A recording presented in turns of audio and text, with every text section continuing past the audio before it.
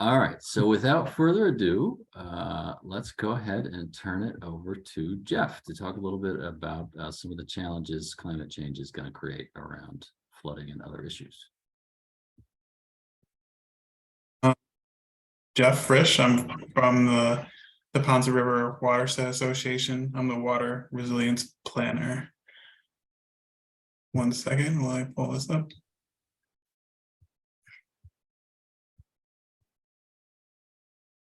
So I'm going to talk a little bit about climate change. So the problem, climate-driven flooding. I'm going to go through some stuff decently quickly so we have time for questions in the breakout rooms. But this is to orient. This is in the Ponce River watershed. You can, most of it for the river. There's some of it that's at the end. It is more ocean would be ocean flooding. But hopefully you all live in this area. So the first thing to talk about is climate versus weather. Weather is changes that can, or weather that can change within a minute or an hour. It's what we get or what we're getting. It's a short-term experience, and it's things like nor'easters, hurricanes, and heat waves. Climate is longer term. It's an average pattern over decades. It's what we would expect to get based on the historical past. It's a long-term pattern. And it's something like average high or low temps, or what we would expect from a 50-year flood event. Some expected climate changes are higher temperatures. So that's some days above 90 degrees and less cool nights, but a lot less freezing nights. Sea level rise, which is more tidal flooding, changes in precipitation. That's like frequency and timing. We'll go over that. And then more frequent large storm events, which equals more river flooding, which is what we're here to look at tonight. Heat is detrimental. There's going to be a big increase. We'll look at a graph in a sec, but it's detrimental to air quality and affects people's health. There's hotter days can overly stress the energy grid. Areas with more impervious area, like on the left, will have higher temperatures than shaded areas like we see on the right. So urban areas would have more heat waves. And then heat and drought make areas more susceptible to fires, which we've been seeing more of in the past few years. This is an average increase in temperature, with the yellow line being observations, the green being what we would see in a lower emissions scenario, and the red being what we would possibly expect in a higher emissions scenario. And we're not really, lower emissions would be a great reduction in carbon emissions, which we are not currently doing globally. And as you can see, there has, since the 1900s, there has been an uptick in observed heat temperature, and there could be up to, like, the worst case scenario would be 50-degree average increase, which would change a lot of things in this area. And even the low emissions is an increase in probably 5 degrees. And this affects people's health. It affects air quality, increases in asthma. There's going to be more heat stroke. The working days are going to get tougher. And then it's going to increase vector-borne illnesses that are spread by mosquitoes and ticks. Ticks the population gets reduced during the winter, and with warmer winters, we've seen less of a reduction in increases in Lyme disease and other things. Another big effect that's going to be in the watershed is sea level rise. And that'll be increased tidal flooding, like we see on the right, which is usually a walkway, increased storm surge, and it's going to exacerbate river flooding during large storms. So the water that would usually flow down into the ocean or into lower areas won't have that room because it's already flooded, and it will spread out into areas that might not otherwise. This is observed and projected global sea level rise. And if you look at the black line, it's been pretty consistent. It's the historical, what we've seen historically. So between the 1800s and the 1900s, there's not much change, but since then it's increased quite a bit. And there's kind of that purplish area, if you can see that, which is more recent historical increases. And on the right, there's a bunch of different scenarios, with red being the extreme scenario and the dark blue being the low scenario. And that could be the high scenario. We're looking at 8 feet of sea level change globally, which would put a lot of areas underwater. This is tidal floods, or sometimes they call them nuisance flooding. That is for the Boston Harbor area. If you look at the orange on the bottom of the graph, that's the number of days that experience the tidal flooding. And you can see since the 1920s, there's been a big increase in the frequency of these tidal floods that we're seeing. And if you look at the top, there's an intermediate low scenario and an intermediate scenario. With the top of the intermediate area by 2100, almost every day we'll experience some sort of nuisance tidal flooding. Just crazy to think about. And here are some examples. This is 2 hours after a high tide, so it's not even the highest that the tide got to. And this is an area where the boats are supposed to be a lot further out of water than they are looking right now. One of the biggest things we want to focus on tonight is the change in precipitation and the flooding that will result from that. So we're going to see a change in precipitation timing, increased frequency of large events, and more possibility of drought. So we're going to have a little bit more rain, but also more drought because the timing is going to change. If you look at the top here, there's the expected precipitation change. Doesn't increase too much annually. It's looking at like a 0 to 6% in this area. But if you look at the bottom two, between summer and winter, this area is expected to see a lessening of precipitation, which will increase the potential for drought in this area. But in the winter, we're expecting more precipitation, from anywhere from 12 to 42% winter precipitation in this area, which will likely come as rain and not snow with increasing temperatures. What we've seen, this is for large storm events, and what we've seen precipitation events.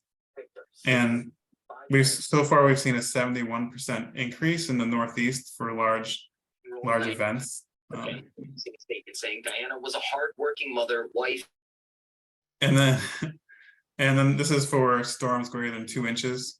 Again, this is low and high scenarios with the blue and the red. And you see in the past few years, the gray line is the average over 5 years, and there's been a huge uptick, which is almost above the higher expected range for what they've calculated to be likely to be seen. And so these are events that we're going to see major flooding from, and they're going to become more frequent over time. And this is days with precipitation events larger than 2 inches, which is what this graph is. And something this means is that this is showing different flood scenarios. So there's 20-year floods, 100-year floods, 1,000-year floods. The light blue is 20 years, so it's something we would expect to have one event this large every 20 years. 100 years, we'd expect one event every 100 years, but we are now seeing those more frequently. This graph shows the number of acres flooded by these storms in the region. And by 2050, we're expecting what is now a storm that occurs once every 1,000 years to occur once every 20 years. So the very large storm events that we would rarely see are now going to be 50 times, or projected to be 50 times more likely by 2050. And here's an example of that, just some flooding where the storm systems just can't keep up with the water on the road. And part of the problem with this is that we have increased impervious areas, which usually has been increasing all the time. And with the increase of impervious area, there's more runoff. So on the upper left, natural ground, you'll see about 10% of the rain runoff, with a lot of it going to evapotranspiration and half of it going to infiltration. But if you look down where there's 35 to 50% impervious, which would be kind of more like a suburb, there's 30% runoff, so the amount of rain that runs off is tripled. And then on the 75 to 100%, the bottom right, which is like a very urban area, you'll see 55% runoff. So most of the rain is not being infiltrated and is going into the storm system. And when you have an area like this, there's a mixture of kind of suburban and more urban with a river in the middle. And a lot of this, all the rain that falls down and runs off will end up in that river or a river near some sort of water body. And so the problem with this is and with some of them it comes off the roofs, it comes off the driveways, it comes off the roads, it goes into the storm drains, and then the storm drains empty into a local water body. And one of the problems is there's the aging infrastructure, and it gets overrun by these large storms. It's just, even if it's working 100% the way it's supposed to, they're not designed for the amount of water that we're seeing in large storms that are going to become more frequent. And so that leads to more flooding. And that's what this project is about, is trying to figure out where that flooding is going to be and so we can start mitigating that issue. A good example of that is this is the Norwood Hospital. You might look at this and think that something must have gone wrong here for there to be this much water impounded in the parking lot. But this area, the stormwater system was working as it was supposed to. There was just too much rain for it to handle. So during large events that, again, we'll be seeing more often, the stormwater systems can't keep up with the amount of rain that we're seeing, and it leads to flooding in areas where everything is working properly. And then this hospital is gone now, and it's been closed for many years, and it leads a lot of people to have to travel further for medical care. And if they don't have cars or great access to transportation, those people have a harder time getting to hospitals. And here is a short video that kind of shows, just to give you an example of how much rain they were seeing.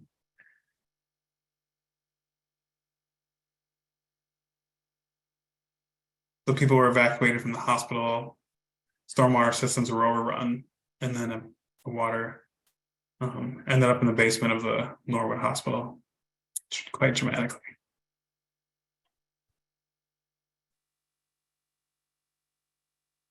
As we know, the hospital was shut down and eventually had been demolished. So this is from the Massachusetts Climate Assessment, which came out in December. It shows some different outlooks for the climate. There's going to be, by 2030, a 3.6, they're predicting a 3.6% increase in historical temperatures, a doubling of the chance of a 1% storm by 2050. By 2070, they're expecting 58 fewer days below freezing, which increases ticks overwintering and reduces winter recreation opportunities. And then by the end of the century, the 10% annual chance of daily rainfall, which is right now 2.8 to 4 inches, will occur 4 times more frequently. So all this adds up to, as climate changes, flooding is going to become more frequent, and we need to find out where the flooding is going to occur and then start figuring out solutions for how to mitigate that flooding. And that's what we're going to talk about today. Any questions? So I think we don't want to take too many questions because we want to make sure we're spending most of our time in the breakout groups where we can have a conversation more easily. But if there's one question that somebody wants to raise, if there's something you want to throw in the chat, maybe.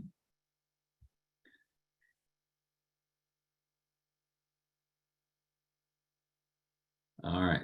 Sounds like people are ready to talk in the breakouts, and Holly from Norwood rightly points out that the hospital is finally being rebuilt, although it's been a long and expensive process to get to this point. So I think our next step is actually another poll question. So Sean, you want to unleash the next poll question? Yep. So the poll question, I just launched it. The question is, if you've experienced flooding in your community, has it changed? Yes, it's gotten worse over time. Yes, it's gotten better over time, or you haven't noticed any difference. We'll give some people some time to fill that in.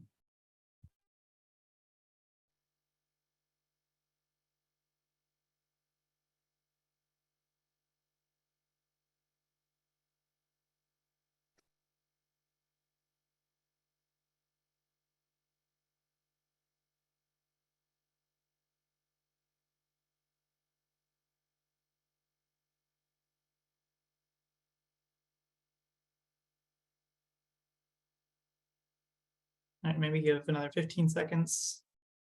Most people answered it. We're still waiting on a few people.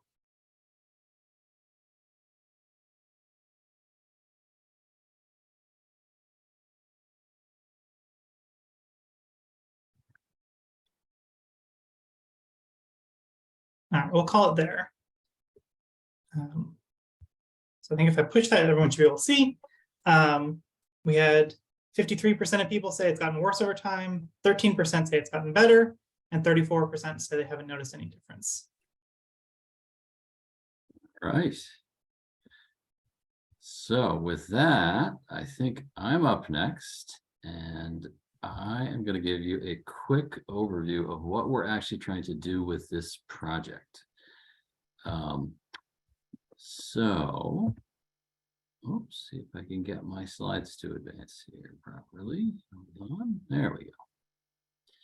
All right, so a quick overview of the project and the project team, about what the regional flood model is, and maybe a chance for another question. The project team here is Weston and Sampson engineers who are leading the modeling work, the Neponset River Watershed Association, which is a nonprofit conservation group, the Metropolitan Area Planning Council, which is the regional planning agency working with 101 cities and towns in the eastern part of the state. And then the most important partners are our cities and towns. So the town of Dedham is actually the fiscal agent for this on behalf of all the communities, but you can see the list of 13 cities and towns all around the watershed that recognize the importance of doing planning around these issues. The project has a number of components. The one we're really talking about tonight is the watershed-wide flood model. And we're basically going to try to do two things using this model. We're going to try to understand where flooding happens right now, because of course, a fair amount of change in precipitation patterns has already occurred. And then be able to look at where it's likely to happen over various time periods and various different storm scenarios. Oops, and there's our little highlighting of that one. So this is the Neponset watershed, again, just to give you a sense of the area we're talking about. So basically any rain that falls anywhere inside the yellow part of that map makes its way towards the upper right and ultimately into Dorchester Bay.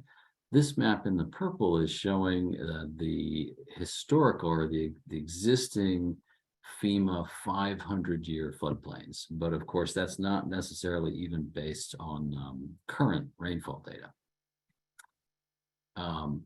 And even though, you know, if you look at where the supposed floodplains are here, this next map shows you that even there's a lot of flooding that occurs that's outside of those floodplains.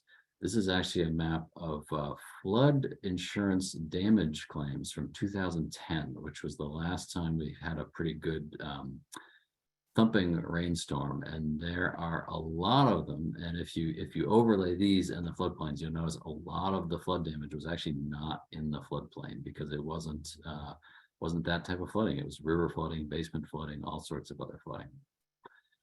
This is also just to give you a sense of what the expected change in rainfall intensity is across the watershed.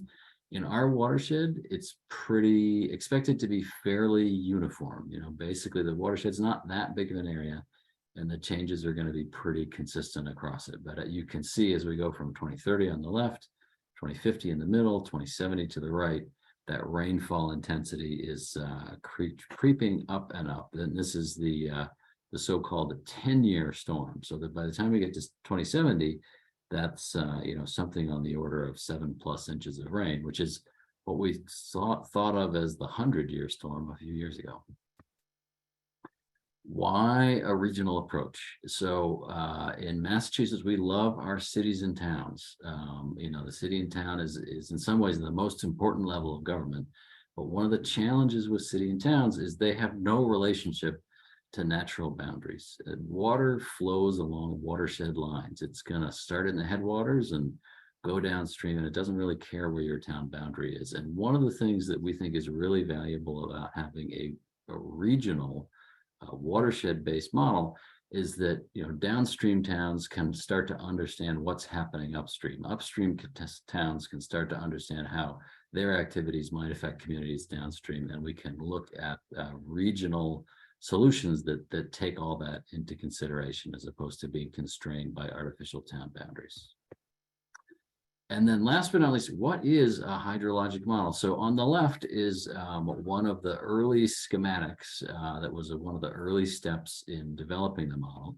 And basically a hydrologic model is it's a computer program where you enter in the slopes and the soil cover and, you know, the different streams and the path water takes. We're putting into it all of the man-made drainage infrastructure, like two of my colleagues here posing for a picture inside a culvert. This is where a stream goes under a road. It has to go through those man-made pipes, the storm drains you see on your street. So all of that gets put into the model. And then the model can account for how much water is falling in different places, what direction it's going, where it ends up, how long it takes to get there, to be able to predict where flooding is actually going to happen. And then the big question at the end of the day, so how does this impact your community?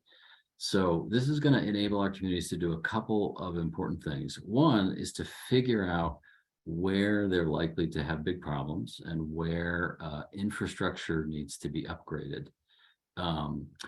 Another key one is improving resilience and equity. You know, later on, we're going to hear about different strategies for managing flooding. You know, the classic strategy is like the LA River that you see in the movies with the cars racing down it. That's one approach to managing floods.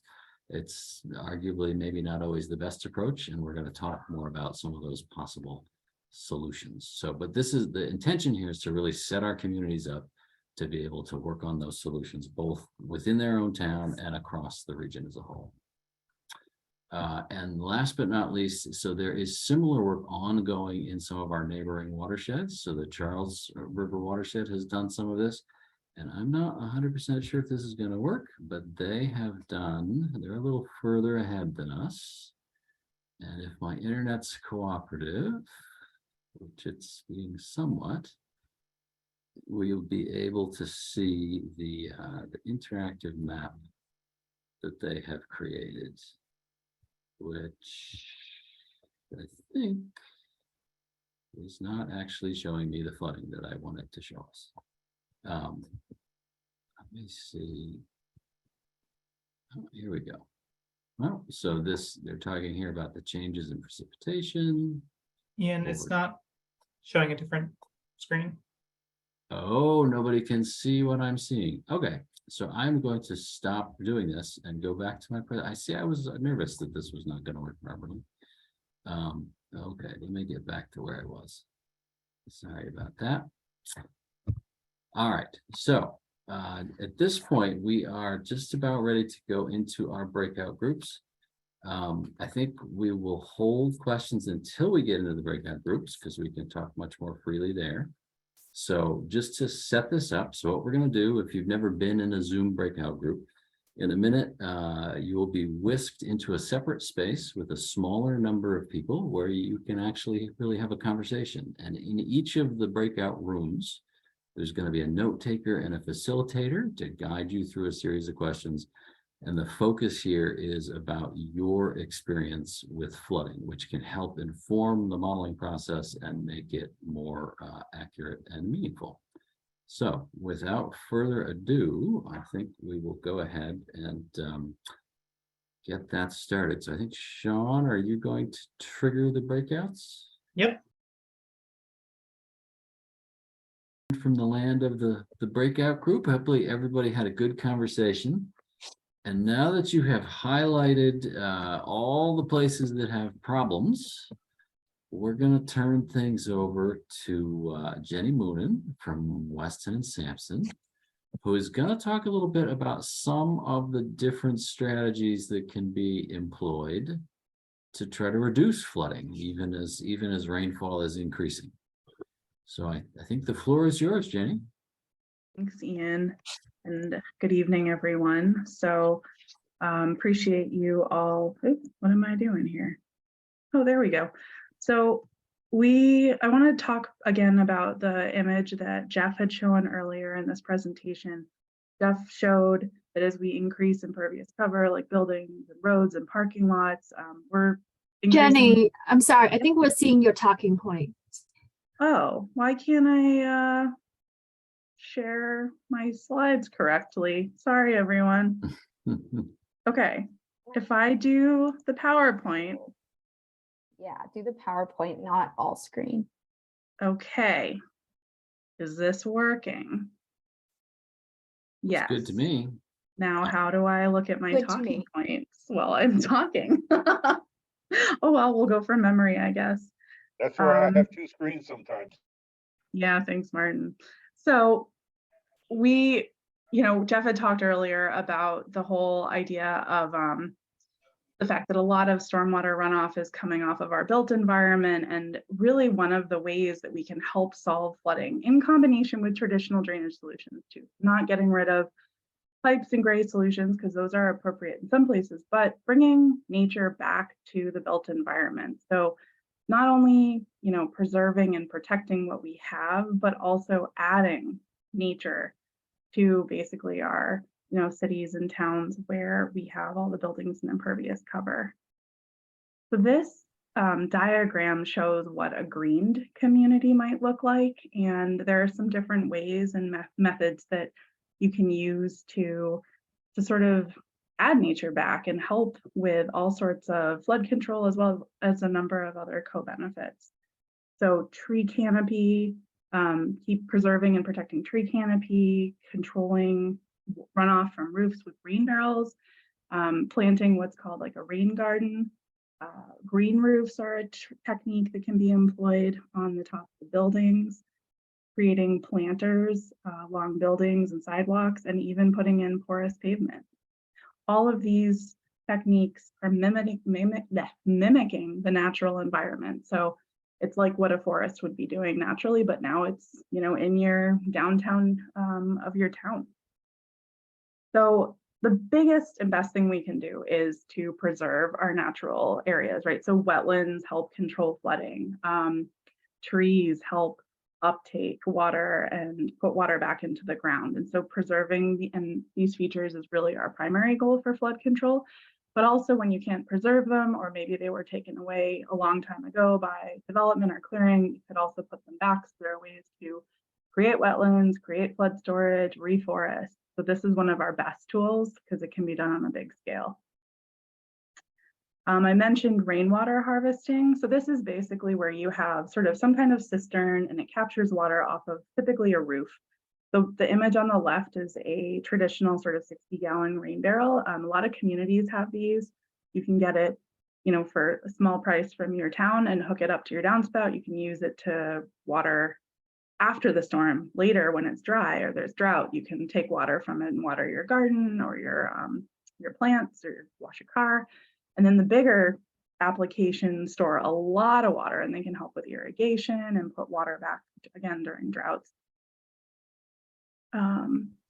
So there's these systems that are called rain gardens. They also sometimes are called bioretention, and they're basically like a depression in the ground that captures rainfall from abutting impervious areas like driveways and parking lots. And what it's doing is it's actually letting the water soak back into the ground and be uptaken by plants. When some of the great co-benefits of rain gardens are that they can create habitat, they can create space for pollinators. They're really lovely to look at. They can be all shapes and sizes. You can do them in your own house. They could be giant and at the high school. They could be anywhere. They can also be long. So these are sort of an iteration on the rain garden. It's called a bioswale, and this is where there's sort of functionality like a rain garden, but it also might be directing water in a direction that you want it to go. So it's slowing down that water, it's holding it, it's putting it back into the soil, it's treating it with plants. You can add trees in here. These add a lot of co-benefits like improved property values. They can create sort of small recreational areas like for picnicking or sitting as you're going on a walk. So there's a number of co-benefits there. Green roofs are a solution where you have some kind of plants on all of or part of a roof. We typically see these not as often in Massachusetts, but they're a great tool because they basically are helping uptake all of the water that falls on the roof, so none of it runs off. And they're creating habitat. They can sometimes be paired with nice outdoor space if you work in a building that has one of these and you can sit outside during lunch and it provides cooling to the building. It actually can help with mental health and physical health. So nice feature. Planter boxes are sort of a smaller application. You might see them by a building or on a roadway. And basically these will grab some stormwater and capture it just like the rain gardens and the bioswales. And the last, there's a few more tools. There are these things called tree boxes, and you may see these in your community. These pictures are from the town of Milton, who's been installing these. So the image on the left is an installed tree box, and it really doesn't look much different than a normal street tree. But if you look on the right, you can see a diagram, and this shows sort of water gets in and the tree uptakes water, and there's a bunch of soils that filter pollutants, and also the whole system helps capture some of the rainwater that's coming off of the road and slow it down before it gets into the storm drain system. Puts less water in the storm drain and then less water in the pipes, so you don't end up with sort of flooding problems. Also porous paving. I don't know if anyone's ever seen this, but the idea is, unlike normal pavement, water will go through it. So it can be concrete, like the image on the left. It can actually be a solution on the right where you have some concrete, but then you have some grass areas, so water gets through it. It can be pavers. I've seen these a lot in New England. And then even on the right, it could be asphalt. So the side on the left, the image on the right, this half on the left is the side that's normal pavement, and the half on the right that's dry, that would be porous pavement. So the water is getting through. It can be in storage underground. It can go infiltrate into the ground. These are great for applications where you have to have impervious cover. You have to have parking. You have to have a walkway, but they're actually allowing the ground to kind of mimic like it would be, grass or vegetation instead. I mentioned co-benefits during my talk in a few spots, but all of these practices, nature-based solutions in general, have a lot of economic, public health and safety, and environmental co-benefits besides flood reduction. So I'm not going to read all of these to you guys. Everybody can read here, but they do a lot of good besides what they're sort of primarily designed for. So I think with that, Ian, we were going to move on to a poll question. Do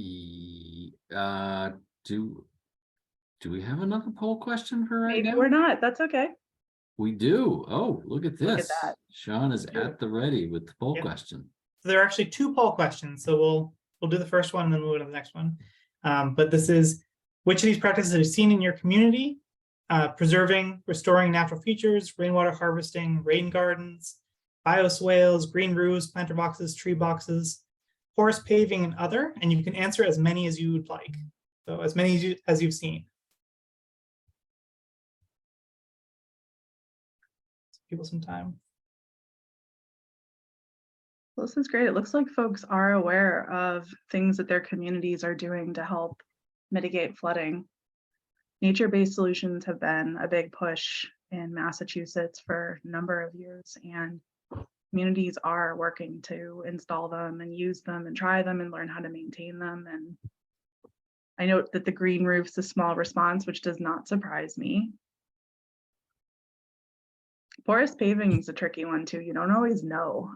Downtown Provincetown, Massachusetts, the whole downtown is now porous pavement, but you wouldn't really notice unless you knew you were looking for it. It just looks like normal blacktop. I hope we didn't lose one of our breakout groups because our attendance has gone down from 45 to 36. No, I don't think so. People just left. Okay. That happens. Yeah. Dinner time, folks have things to do. All right. Do we have one more So it looks at that we run the course with question number 3 here, Sean. Sorry, I was muted. Yeah, so I think we've done that. So I'm gonna go ahead and end the poll and share the results. So hopefully you can see that. We're looking at roughly half the people have seen restoring natural features and rainwater harvesting.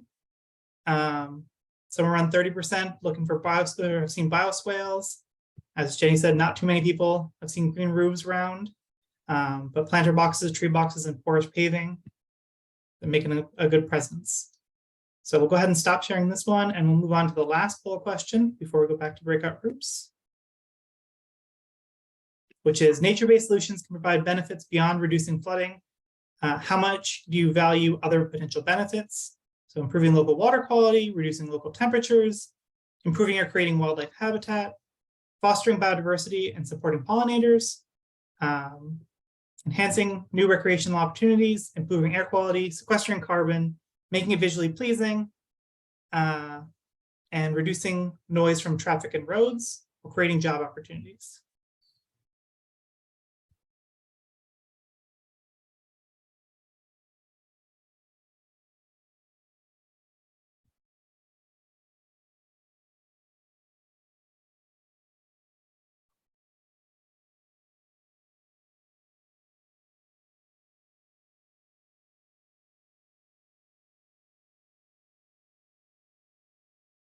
Quite the array of responses, actually. A lot of different priorities.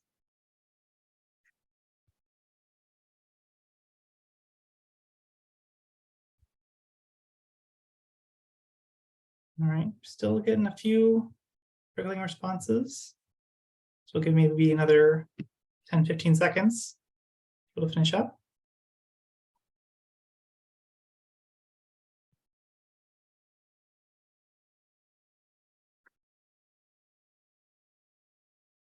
Okay, most of the people answered them.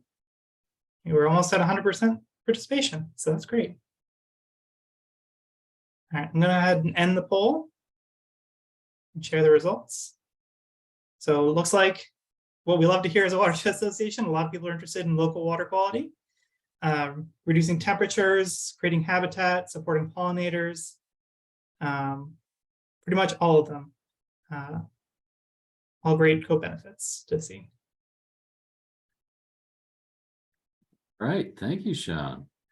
And that provides a perfect segue to our next breakout group. So we are going to whisk you away for just a minute to talk a little bit more qualitatively about solutions and what you guys see as the most promising approaches.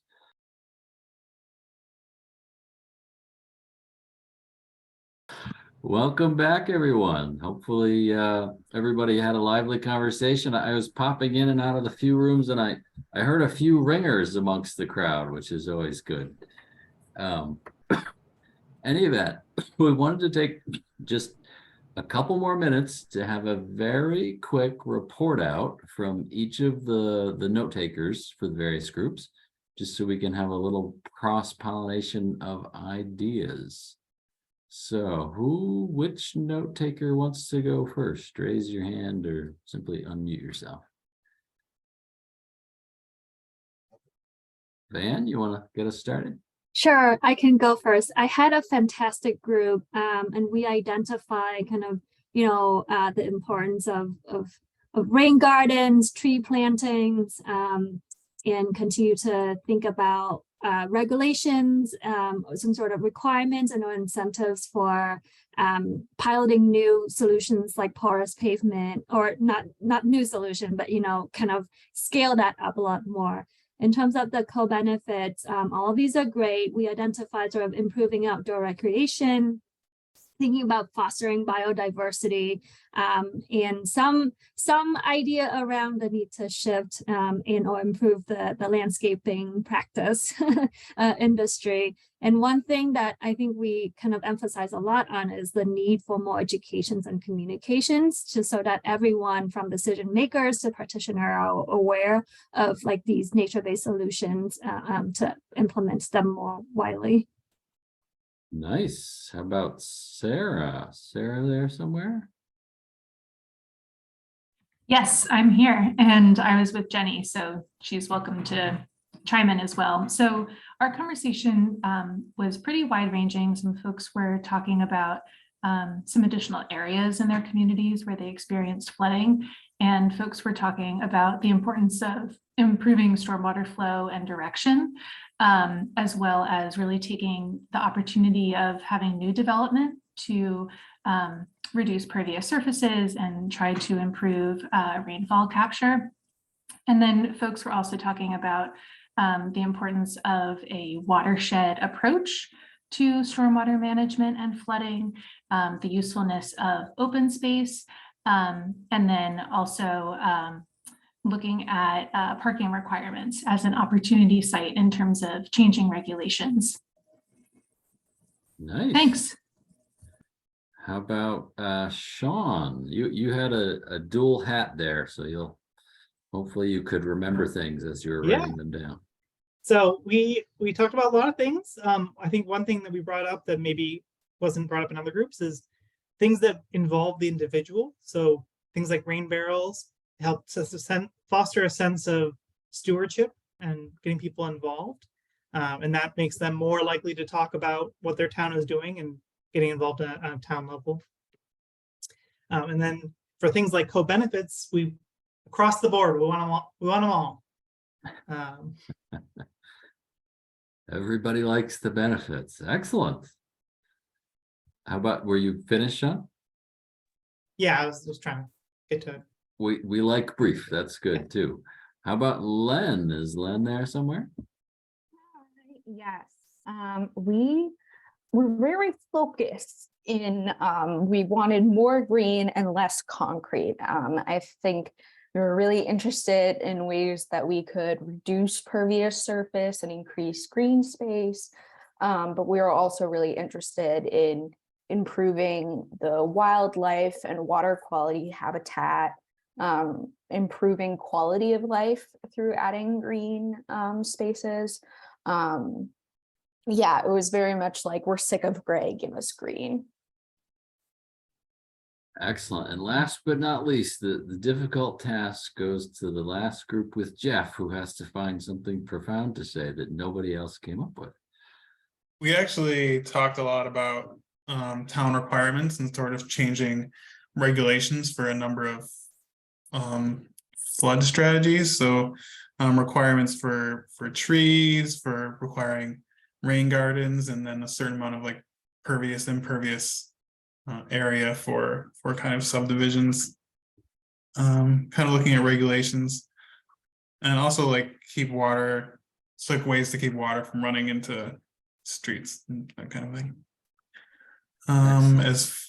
As far as co-benefits, there's a lot of talk about how a lot of the restoration or requiring pollinators, or like having places for pollinators and native habitat would increase pollinators, and also just the help to flora and fauna that increasing and like restoring habitat would have for trout and other species of fish. Excellent. All right. And with that, we want to thank everybody for coming out tonight. We have one last slide here with the thank you message. And just a reminder, the input that you guys provide is really helpful. It's going to help fine tune the model. It's going to help inform how cities and towns and our project team think about what kinds of solutions we should use the model to explore, because you don't just get to model the rain in the future. You get to say, well, what if it rained this hard and we built 100,000 rain gardens? So it will be interesting. We will be coming back together in a couple of months with another public meeting to talk about the results of this preliminary modeling effort. So if you're interested in learning more about where it is likely to flood and how different practices might be able to change that trajectory, definitely look for that. I believe we should have everybody's email, but if not, please let us know. And the one last thing we want to remind people to do is to please also take our survey. So we have an online survey about these issues, which you can get to by whipping out your phone and snapping that QR code there, or you can just go to neponset.org. And if you have a good memory, you can also type in /ClimateAdapt. And if you have a bad memory, you can just find the link on the homepage. Anyway, thank you everyone for coming tonight. And we definitely look forward to working with you and hearing from you more in the next couple months and years.